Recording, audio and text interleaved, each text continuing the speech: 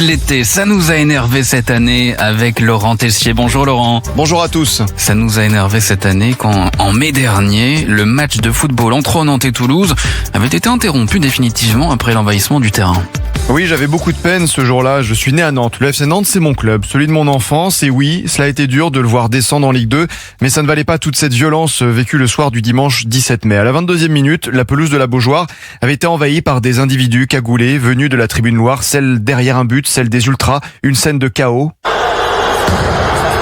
Des stadiers très vite débordés. Les barrières installées devant la tribune n'avaient pas tenu. Plus d'une centaine d'individus sur la pelouse en quelques secondes. Cagoulés en jaune et vert, les couleurs du club, des fumigènes lancés sur le terrain. Alors que tous les joueurs rentraient au vestiaire, l'entraîneur Veid Ailodzik, 74 ans, en colère, avait fait face à ces énergumènes, leur demandant d'arrêter en criant « Pas ça ». Il était retenu par un agent de sécurité. Des images catastrophiques, les CRS étaient intervenus. Ces individus cagoulés étaient vite retournés vers la tribune. L'ensauvagement de la société.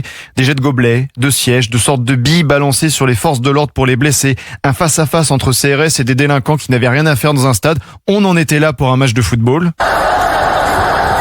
Et 30 minutes plus tard, une conférence de presse s'était tenue. L'arbitre du match Nantes-Toulouse, Stéphanie Frappard, avait annoncé l'arrêt définitif de la rencontre. Bonsoir, la décision est donc d'arrêter définitivement la rencontre sur décision du préfet pour des raisons de sécurité. Il faut interdire de stade à vie tous ces individus. On en a marre de voir toutes ces images de violence, de ces énergumènes qui ne respectent rien. L'ex-entraîneur nantais Veid Ailodzik avait pris la parole un peu plus tard dans la soirée. C'est très grave, c'est pas bien. S'ils sont mécontents, s'ils sont frustrés, je peux comprendre parfaitement bien, mais pas ça. Le club, il mérite pas ça.